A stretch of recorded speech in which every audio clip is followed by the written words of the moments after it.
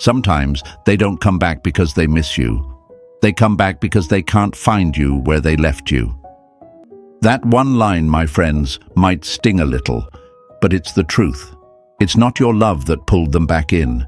It wasn't the sweet messages, the late-night confessions, or the way you made yourself smaller just to keep the peace.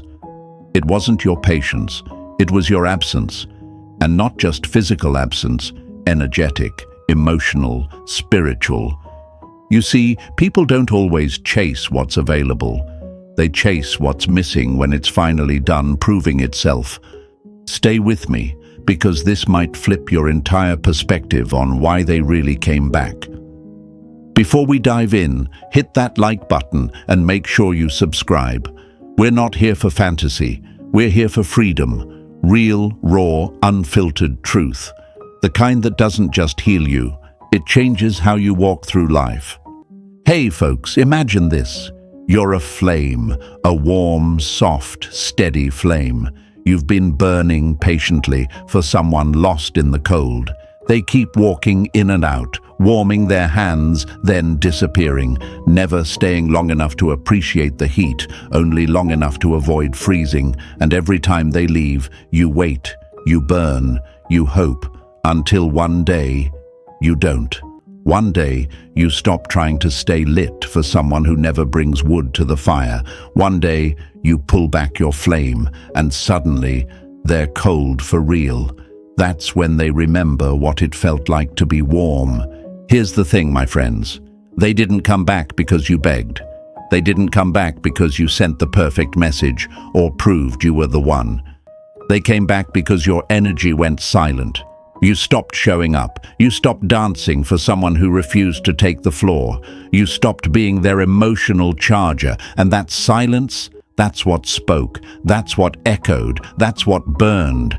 Because the most unforgettable sound in the world is the sound of someone you once took for granted, suddenly going quiet. Let's break the biggest lie right now. If you love them hard enough, they'll come back. Nope. That's emotional blackmail dressed in hope. Real love doesn't beg. It doesn't chase. It doesn't break itself trying to fix someone else's fear of connection. As the Stoics say, the more we value things outside our control, the less control we have. You don't bring someone back by gripping harder. You bring them back, if they're meant to return, by finally letting go. Not with spite, not with games, but with calm, confident detachment. And let's not forget the funny part of all this. The moment you stop checking your phone, boom, they text. The moment you start loving your own company, boom, they want to see you. The moment you're actually done for real, suddenly they're not. It's like the universe plays this twisted game of irony, right? But the real game changer isn't that they came back. It's that you're not the same person anymore. That's what they feel. That's what they didn't expect. So if they've come back, don't fall into the old trap. Don't light that flame up too quick. Make sure they're not just running from the cold. Make sure they're ready to stay in the warmth. And more importantly, make sure you know your worth now. Because your silence wasn't empty. It was full of meaning, full of boundaries, full of you coming back to you. Say it with me in the comments right now. I choose peace. Let that be your anchor, your compass, your line in the sand. Hit that like button if this truth slapped you back into alignment. Subscribe if you're ready for more of this, because we're not done.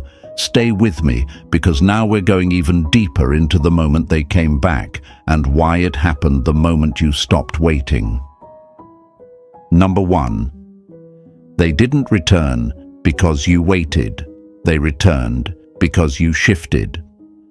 It wasn't the silence that made them come back. It was what they felt in your silence, the absence of your need. Let's hit this one hard, my friends. Because this lie has kept too many of you stuck, waiting by the phone, checking that story, overthinking every second of their distance like it was some puzzle you were meant to solve. Let's destroy it today. They didn't come back because you waited. They came back because you finally stopped waiting. That's the truth that hurts, but heals. Imagine this. You're standing at a train station, waiting for a train that keeps delaying. Every announcement says, "Just a little longer." And so you wait. You pace. You pray. You start rearranging your life just to stay close to the platform. People pass you by. Opportunities pass. You start becoming someone who lives at the edge of hope and the pit of anxiety. But one day, something in you snaps. Not in bitterness, not in rage, but in clarity. You walk away, you leave the station, and guess what? That train finally pulls in. But now, you're not there, and that changes everything. Suddenly, the train is delayed, but for you. Now let's go deeper. You might be asking, but didn't they see I was trying? Didn't they notice I cared? Yes, they saw it, they noticed it, but that wasn't what they needed. And more importantly, it wasn't what worked. Because people with avoidant or emotionally unavailable tendencies, they don't move toward intensity. They don't come closer when you explain more, try harder, cry louder. They back away, not because you're unworthy, but because their nervous system reads emotional urgency as danger, not love. So what changed? You did, not by begging, not by proving, but by pulling your energy back. You stopped feeding the connection with your desperation. You stopped carrying both ends of the emotional rope. You stopped making them the center of your universe. And that shift, it wasn't loud, but it was powerful. It rewired the dynamic.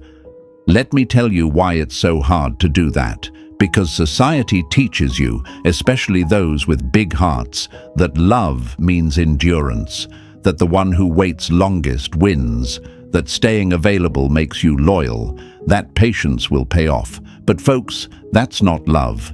That's emotional gambling. And the house always wins, unless you flip the game. Let's break it down. When you were chasing them, texting first, explaining your worth, trying to stay calm through their silence, they were in control. You were emotionally invested. You were readable, predictable, safe for them, but draining for you. So when you stopped, the rhythm broke. When you no longer responded the way they expected, their emotional comfort zone cracked. And that discomfort, that's when they started thinking, feeling, regretting, and returning. Not because they missed the old dynamic, but because they felt the loss of your energy. That constant wave of emotional effort they used to take for granted, gone. That's what made them come back. Not your love letters, not your tears, but your emotional absence. You weren't standing there anymore, and they felt it. Stoic philosophy teaches this. You have power over your mind, not outside events. Realize this, and you will find strength. You can't control who comes back, but you can control who you become in their absence. And when you shift from proving your worth to protecting your peace, people notice, people feel that. Especially those who once fed off your overextension. I know what you might be thinking right now, but what if they never came back? And that's the fear that keeps you stuck. That's the fear that lies to you and says, if I stop trying, I'll lose them forever. But let me ask you this. What exactly were you holding on to? A one-sided connection? A role where your needs were muted? A space where your love was measured by how much you could tolerate? That's not love. That's self-abandonment dressed up in hope. And here's what's wild. The moment you stop waiting is the moment you start reclaiming, not just your time, but your identity, your worth, your peace, your purpose. And when they feel that you've shifted, not faking it, not using silence as a tactic, but truly shifted, that's when their world tilts. That's when they start wondering, what if I lost something real? But that's not your question to answer anymore. That's theirs to sit with. So here's your truth. You didn't win because they came back. You won because you stopped breaking yourself to be chosen. And from that space, you became magnetic, not needy, not reactive, but grounded, calm, unavailable to emotional crumbs. Say it out loud in the comments if you're ready to stand in that truth. I choose my peace. Say it so your past self hears it. Say it so the world around you feels it. Say it because the version of you who kept waiting deserves to see how far you've come. Number 2, your emotional absence spoke louder than their emotional distance. Sometimes the loudest scream is no sound at all, just the echo of a door that didn't slam but never reopened. There's a moment people never talk about, not in movies, not in therapy, not even in those late-night teary conversations with friends. It's the moment when you go quiet, not out of pride, not out of anger, but because your soul is finally exhausted. That's the silence that rattles bones, the kind that doesn't beg, doesn't explain, doesn't perform. It just is. And that's the silence they weren't ready for. Because up until then, they were used to something else. They were used to your presence being predictable, your love being unconditional, your energy being always there, like the sun rising, even after a storm. You texted first. You held the emotional rope, even when they dropped it. You were the bridge, the peacekeeper, the emotional anchor. But then something inside you shifted. Not with drama, not with fireworks, just a quiet, solid, grounded withdrawal. And that emotional absence, that spoke louder than any message you ever sent. You have to understand, people don't hear words when they're emotionally disconnected. They don't feel love when they're running from their own. What they feel is pressure. What they interpret is intensity. And when you're constantly present, trying to patch the cracks, they don't feel what they're risking. They only feel the weight of being needed. But when that energy pulls back, suddenly they feel the space. And that space, that's where regret is born. That's where they start to realize, wait, what happened? Here's the metaphor for it. Imagine someone blowing up a balloon. You're the balloon.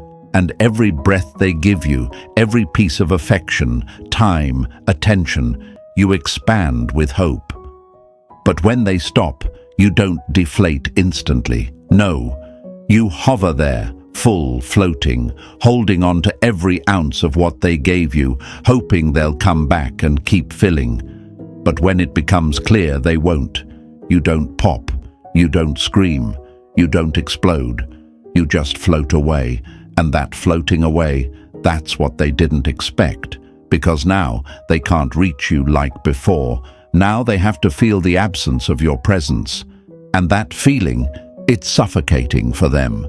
You see, most people expect a reaction. That's how emotional games are played. They pull away and wait. They wait for your panic, your tears, your questions, because that gives them control. That tells them they still matter, that they still affect you. And maybe at first they got it. Maybe at first you gave them exactly what they wanted, responses, reactions, reasons. But then, nothing. And not the cold, bitter kind. Not the passive-aggressive silence that hopes to punish. No, it was the kind of silence that says, I'm done participating in something that keeps me empty. That silence isn't a game. It's a graduation. It's the moment you emotionally unplug, not to teach them a lesson, but to stop being the lesson. And when that happened, your energy became a mystery again. You were no longer the open book. You were the one with a closed chapter. And that's when they started to flip pages, trying to figure out what changed.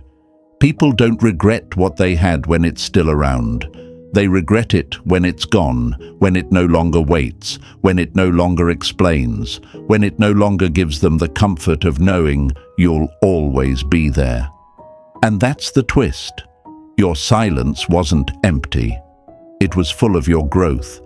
It was full of the boundaries they never thought you'd build. It was full of the version of you they didn't believe could exist.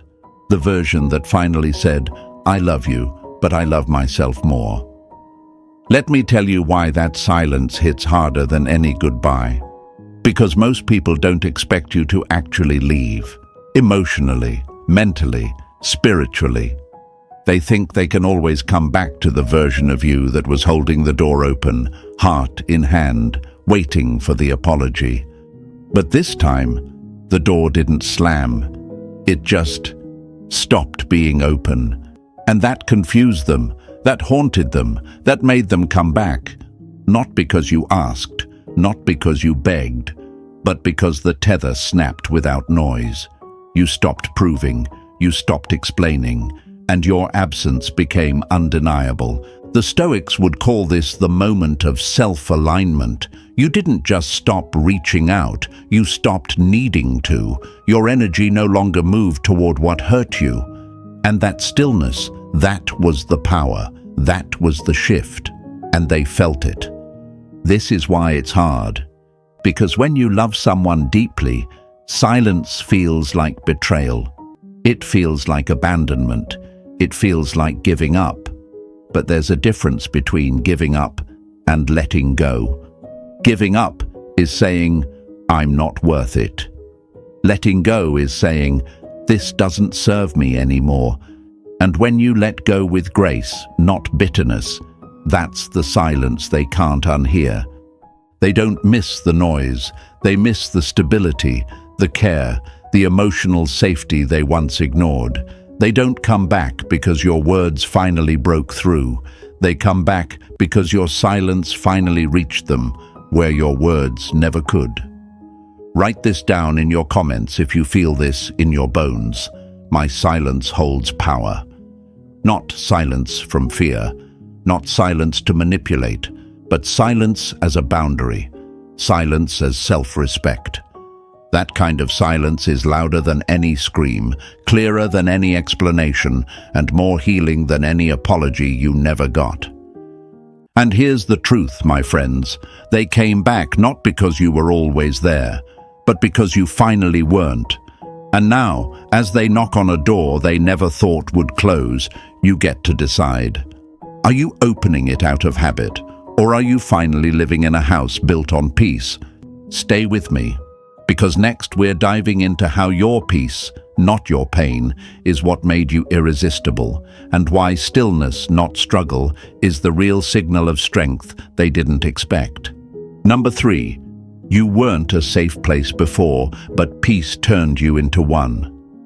They didn't come back because you made noise. They came back because you made peace, and that peace didn't need them to stay alive. Let's crack this one wide open, folks, because this part right here, it stings a little. They didn't leave because you weren't enough. They left because they didn't feel safe.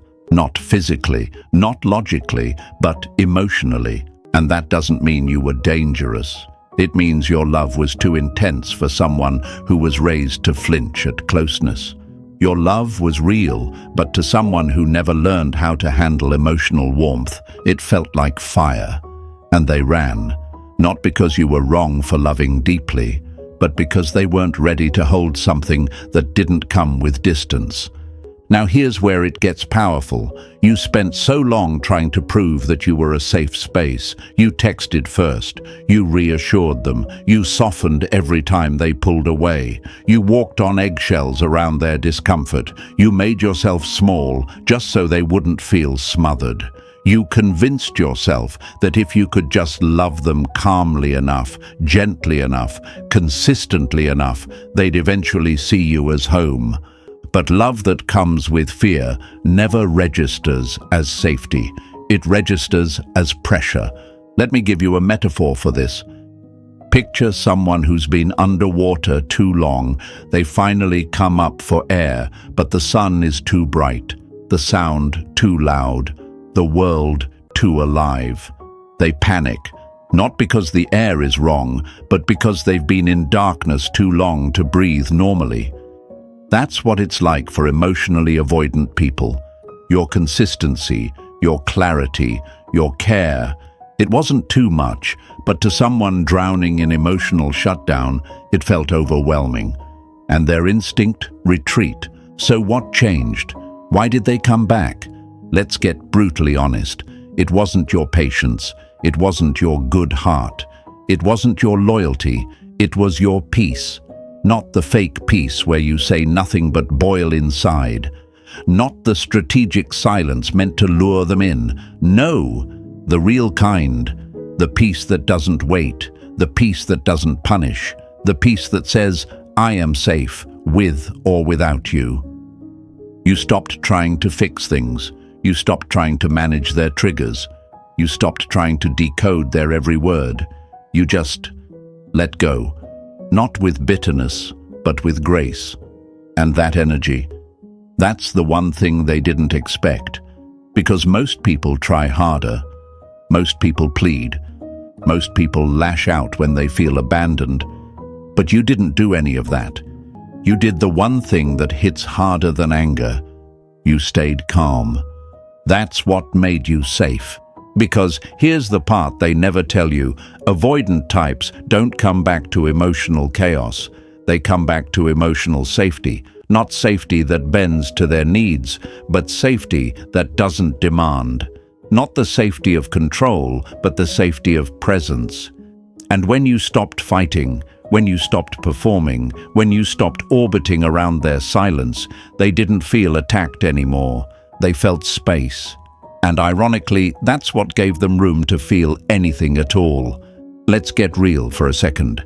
You were never unsafe. You were just emotionally available. You had needs, you had feelings, you had expectations, and that scared them, not because they were wrong, but because they've never been taught that love can be stable and still. What you offered was emotional intimacy. What they were used to was emotional distance. So when you finally aligned with your own peace, that's when your energy became magnetic, not because you were chasing, but because you stopped needing. They didn't come back because they wanted to fix what they broke. They came back because you became someone who didn't need fixing, someone who wasn't asking for an apology, someone who wasn't holding resentment like a weapon. You became a space of emotional clarity. And when someone's been living in internal noise for years, that clarity becomes addictive. Let me say this to you with love, but with force. You weren't the problem. Their wiring was. But you made it your job to fix the connection. You thought love meant sacrifice. You believed that if you just held on long enough, they'd come around. But love isn't about convincing someone to stay. It's about being so at peace with yourself that the wrong people don't feel like loss anymore. You became safe the day you stopped begging for reassurance. You became safe the day you stopped arguing your value. You became safe the moment you realized that silence doesn't have to mean punishment. It can mean peace. It can mean, I love you, but I love me more. That's the kind of emotional safety that can't be faked. It can only be felt. So when they returned, they weren't just checking in. They were checking the energy. They were seeing if the emotional storm they once avoided had turned into calm waters. And this time, it had. But now, you're different. You're no longer burning yourself to keep someone else warm. You're no longer the emotional airbag cushioning every crash they cause. You've become your own home, and that's what drew them back. But this time, the question isn't why they came back. It's whether you still want to be the same person they used to run from. Because now you're someone new. Now you've got emotional gravity, stillness, strength. Say it with me in the comments if you're stepping into that version of yourself. My peace is powerful. That's your affirmation. That's your truth. That's your new identity. You weren't a safe place before because you were still trying to be chosen. But now you're a safe place because you chose yourself. And in a world that's loud, chaotic, reactive, that kind of peace becomes unforgettable. Stay with me, because next, we're going to unpack the moment everything cracked. the exact shift that shattered the emotional pattern, the moment you finally became unavailable for old games. And trust me, that's when the story really begins. Number 4, when you chose you, it shattered the emotional dynamic. The moment you chose yourself wasn't the end of the story, it was the beginning of their confusion. Let's get real about something most people aren't ready to say out loud. For the longest time, you were the one bending over backwards, bending your boundaries, bending your truth just to keep the connection from snapping. You became the flexible one in a one-sided emotional tug-of-war. They pulled away and you pulled in. They needed space and you gave it, even when it hurt. They wanted closeness, but only on their terms. And you were available, always emotionally available, always hoping that if you just held on tight enough, they'd finally choose you back. But then something inside you snapped, quietly. There was no dramatic exit, no grand statement, just a silent, powerful shift in the atmosphere. You didn't scream. You didn't announce your worth like it was a debate. You just chose you, and that moment, that's when the game flipped. See, here's the truth about emotional dynamics. They only work as long as both people keep playing their roles. You were the giver, the stabilizer, the consistent one. They were the unpredictable, the distancer, the one who dictated the rhythm. And it worked for them.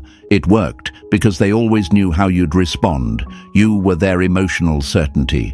But when you chose you, when you stepped off that seesaw, the whole thing collapsed. The emotional gravity changed. Imagine a scale perfectly balanced by imbalance, one side always giving, one side always taking. Now imagine one day the giving stops, not out of spite, not out of revenge, but because it's draining. Suddenly, the other side crashes. That's exactly what happened when your energy pulled back. You were no longer the one over-functioning in an under-nurtured connection. You became the one who said, "This is costing me too much." And don't mistake this shift for bitterness. This wasn't a "let me hurt you like you hurt me" move. This was liberation. This was a quiet revolution inside your soul that said, "I am not a placeholder, I'm a person, and I'm done shrinking just to keep this from falling apart." They didn't expect it. They thought you'd always be there, emotionally, spiritually, energetically, because you always were. That's the part that confused them. Because for people who operate from avoidance, from fear, from emotional shutdown, they rely on you being consistent even when they're not. And when you finally weren't, that shook them. And let's talk about what you felt in that moment. Fear, guilt, doubt, all of it. That's the price of breaking a pattern. Because choosing you after a lifetime of choosing them doesn't feel like freedom at first. It feels like betrayal of the version of you that never stopped trying. But it's not betrayal, it's becoming. It's choosing the harder road that leads to healing instead of walking in circles that only lead to more heartbreak. Choosing yourself looked like silence, looked like boundaries, looked like not responding to the same empty gestures that used to pull you back in. It looked like watching your phone light up and not being emotionally available anymore. It looked like walking away, not because you stopped caring, but because you finally started caring about yourself more. That choice didn't just shake the dynamic, it shattered the illusion that they were in control, that they could always pull you back in with a breadcrumb, that they could disappear and reappear and you'd still be waiting. That illusion died the moment you didn't reach back. You see, people often come back not because they've changed, but because you have. Because the emotional system they were comfortable manipulating no longer responds. Because the person who used to crave their validation now stands in their own. That's the shock. That's the shift. That's the moment they feel your absence like a weight they never expected to carry. And you You became untouchable, not because you hardened, but because you healed, because you chose self-respect over recycled pain, because you stopped chasing someone who couldn't even meet you halfway. And let's be honest, it wasn't easy. You second-guessed. You missed them. You replayed the moments that felt real. You wondered if you were being too harsh, but deep down, you knew. You knew that continuing to stay in that dynamic meant losing pieces of yourself, one boundary at a time. So you did the hardest thing of all. You stopped participating. That silence, it wasn't a tactic, it was a transformation. It said, this version of me, the one who overgives, overextends, overfeels for people who underdeliver, is retiring. You didn't abandon them. You simply stopped abandoning yourself. And that's what shattered the dynamic. Not your anger, not your distance, but your evolution. They came back not because you guilted them, but because your growth became undeniable, because your peace made more noise than all your old pleas for attention, because when they looked for the old pattern, it wasn't there anymore, just space, space where your need used to live, space where your chasing used to echo, space filled now with stillness, strength, and standards. Say it with me in the comments if you've felt this shift inside. I choose me now. That's not selfish. That's sacred. That's how the old version of you dies and the real you is born. They didn't come back because they loved you more. They came back because you stopped loving yourself less. Because your decision to rise, quietly, gracefully, broke the dynamic they were surviving in. And now you're no longer playing that old game. Stay with me, because next we're diving into how they felt your energy shift, and how that confusion became the very reason they couldn't stay away. You won't want to miss what's coming. Number 5, they felt your energy pull back, and that changed everything. It's not always your words that hit them. Sometimes it's your silence when they expected your loyalty to speak. There's something most people don't understand about energy. You don't have to say a word for someone to feel that you've changed. You don't need to send a final message or make a grand announcement, because energy doesn't lie. And when you pulled yours back, subtly, quietly, without a scene, they felt it. Not immediately, but over time, it crept into their awareness like a light that suddenly stopped shining in the background. The warmth was gone, the predictability vanished, and that shift? That's when it started eating at them. See, when someone is used to you showing up no matter what, texting first, checking in, giving them the benefit of the doubt, they build a mental model around it. They expect you to stay consistent even when they don't. Your emotional presence becomes a given. And when you've got a good heart, you make excuses for their inconsistency. You tell yourself they're just scared, they're overwhelmed, they need time. And maybe that's true. But what's also true, you were being drained by a one-way connection that fed off your certainty and gave you crumbs in return. So what happens when the certainty disappears? At first, nothing. At least on the surface. They think it's just a phase. Maybe you're just upset. Maybe you'll come around. They've seen you pull back before, but you always came back, didn't you? That was the pattern. That was the dance.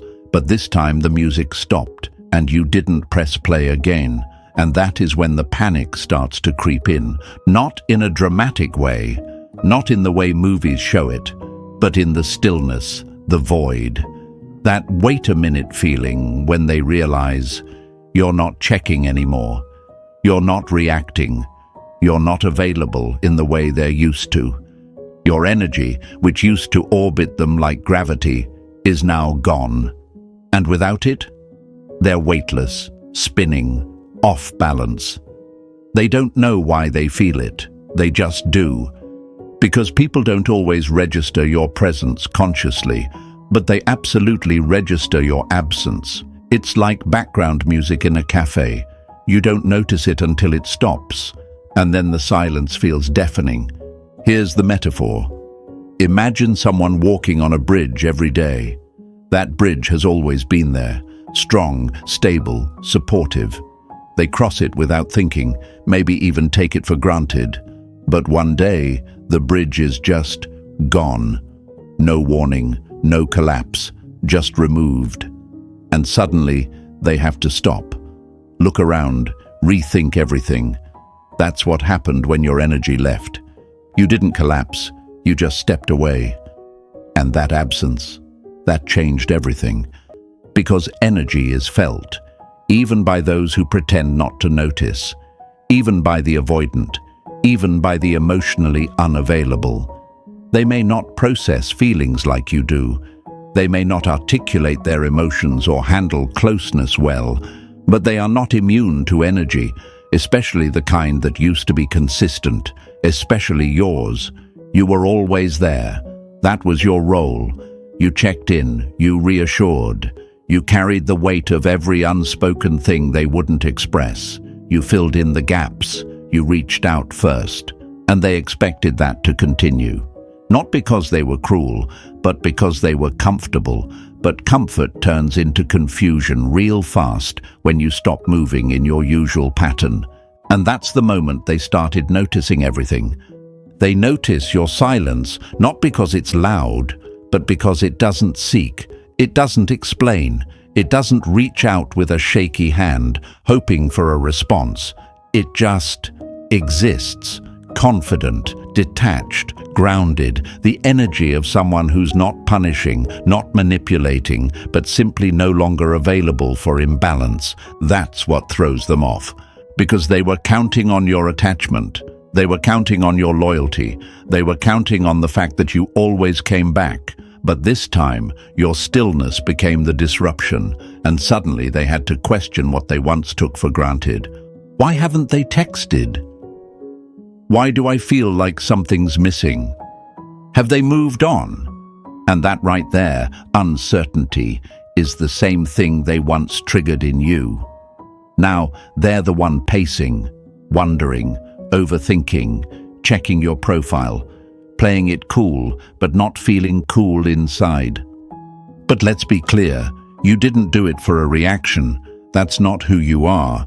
You didn't pull your energy back to manipulate them. You did it to reclaim yourself. You did it because giving and giving and giving was eating away at your soul. You did it because the cost of staying emotionally available to someone who couldn't meet you halfway became too high.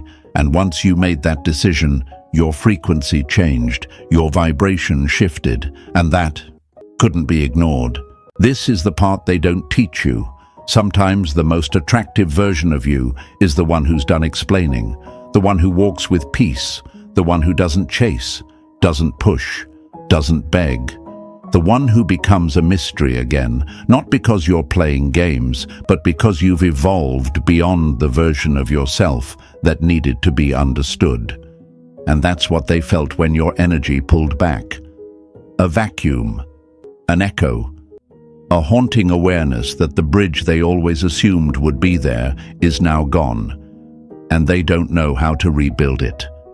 But now, here's your challenge. Don't go back just because they felt the shift. That's not the reward. That's the reflection. They're not returning because you became more lovable. You were always lovable. They're returning because they lost access to the part of you they assumed they owned. So ask yourself, do you want to rebuild the bridge, or were you meant to cross over and never look back? Say it in the comments if you know this truth now. They felt my energy shift. Let that be your anthem, your proof, your quiet power. Because your energy isn't just something they miss. It's something they now realize was keeping the entire connection alive. Stay with me. Because next, we're about to talk about the version of you that grew in the dark and how that growth became the one thing they couldn't ignore. Number 6, your growth became the thing they couldn't ignore. They didn't return because you begged louder. They returned because you outgrew the version of yourself that used to beg. Let's speak the truth most people don't want to admit. They didn't start missing you when you were hurting. They didn't feel the loss when you were texting, explaining, holding the emotional weight of the relationship on your back. No, they felt it the moment you stopped needing them, the moment your identity no longer wrapped itself around their absence, the moment you grew in ways that made you unrecognizable to their old patterns. And that's the thing with growth. It's quiet at first. It's not loud. It doesn't come with fireworks or big social media posts. It starts in the small moments, the moment you delete the draft you almost sent, the moment you put the phone down instead of checking their profile, the moment you realize your peace is louder than their silence. That's when your growth begins, not for revenge, not for show, but for you. And slowly, everything changes. You start waking up differently. At first, it still aches, but it doesn't control you anymore. You eat better. You breathe deeper. You start laughing again, not at anything special, but because your body finally remembers how to. You start doing things that have nothing to do with them. You read. You go out. You fall in love with the quiet again. You realize that their absence didn't break you. It revealed you. And guess what? They feel that. Not because you told them, but because energy doesn't lie. You no longer carry that aching need in your voice. You don't respond the same way. You're no longer performing emotional CPR on a connection that flatlined months ago. You're not waiting. You're not watching. You're not available in the way they remember. That's what they notice. See, they didn't expect you to grow. They expected you to wait, to stall, to pause your healing like a paused movie, hoping they'd hit play again. But you didn't. You kept going, even when it hurt, even when it didn't feel like progress. You evolved in the dark, and that's the kind of transformation no one sees coming. Let me give you a metaphor. Imagine a forest after a wildfire. The trees are scorched. Everything looks dead. But underneath the ash, life is happening, quietly, stronger than before, roots pushing deeper, the ground becoming richer. Then one day, new growth breaks through. And it's not the same as before. It's wilder, it's tougher, it's more alive than it ever was. That's you. They didn't come back because they missed who you were. They came back because who you've become suddenly makes them realize what they no longer have access to. And that version of you, the one who smiles without needing approval, who lives without waiting on a text, who speaks without shrinking, that version is powerful, uncomfortable for them, magnetic, unavailable to their old games. And it rattles them, because now they're the ones who feel behind. Now they're the ones who sense the distance, and it's not physical, it's spiritual, it's energetic, it's emotional. It's the distance between someone still stuck in cycles and someone who broke free, and they can't unfeel that. No matter how much they want things to go back to how they were, they can't, because you're no longer the version of you who tolerated emotional crumbs. You're not the person who found identity in their inconsistency. You're not the one who stayed soft in the face of disrespect, hoping it would be enough to make them stay. You're the one who left, even if you stayed silent. You're the one who chose growth, even if it meant grief. You're the one who finally said, "I'm done bleeding for someone who never brought bandages." And that growth, it doesn't beg, it doesn't prove, it doesn't need closure. It becomes closure. So let me say this clearly. You didn't grow so they'd come back. You grew because staying the same was killing you. You grew because your spirit got tired of shrinking. You grew because there was a voice inside you, small at first, whispering, "You deserve more," and you listened. That's where the power came from. Not from rage, not from revenge, but from alignment. That's why they returned, because they felt the shift. They noticed the silence, but stayed because of the strength. They realized you were no longer orbiting them. You had your own gravity now. And that kind of growth? That scares people who only know how to love you small.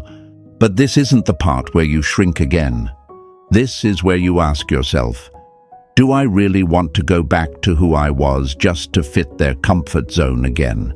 Because the truth is, your growth will cost you people who preferred you broken. It will cost you the connection that only survived because you overfunctioned. But it will return something far more valuable, you. So when they come back, don't just ask, do they still want me? Ask, do I still want them in this new chapter? Because your story isn't about proving they were wrong to leave. It's about proving to yourself that you were right to evolve. Say it with me in the comments if you felt that transformation. I outgrew who I was. Let it echo. Let it stand. Let it be your truth. Because the moment you stopped trying to be enough for them was the moment you finally became more than enough for you. Stay with me, because next we're going to talk about the return itself. Why it's not your prize, not your proof, but simply a mirror reflecting how far you've come, and how now the power to choose is yours. Number 7. Their return isn't the prize, your power is. The real win wasn't that they came back. The real win was that you didn't need them to. Let's sit with this truth, my friends. They came back. Sure, they texted. Maybe they called. Maybe they popped up in your DMs, acting like nothing happened, or with that half-baked, just thinking of you message you used to live for. But let's not get it twisted. Them coming back isn't the victory. That's not your trophy. That's not the moment you finally prove you were worthy all along. That's just a symptom, a ripple, a result of the real thing that happened beneath the surface. You reclaimed your power. Because back then, their attention was your oxygen. Their absence felt like suffocation. You stayed up refreshing screens, rereading conversations, praying the universe would send you a sign, just one, that they still cared, that you still mattered, that it wasn't all in your head. You were starving for a breadcrumb of reassurance. That's who you were. And you thought, if they come back, everything will finally feel okay. But now that they're here again, you've changed. Something's different. You don't feel the rush. You don't feel the pull. You don't feel the urge to pour your soul into a reply, hoping they'll finally get it. Because the version of you that once clung to the idea of being chosen doesn't need to be chosen anymore. Let me put it like this. They didn't return because you waited. They returned because you walked away from the waiting. You stopped orbiting them emotionally. You stopped feeding the pattern. You stopped making them the center of a story that was meant to be about your healing.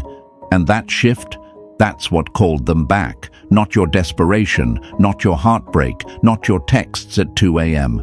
Your evolution whispered to them. It didn't scream. It didn't chase. It just echoed, I'm not there anymore.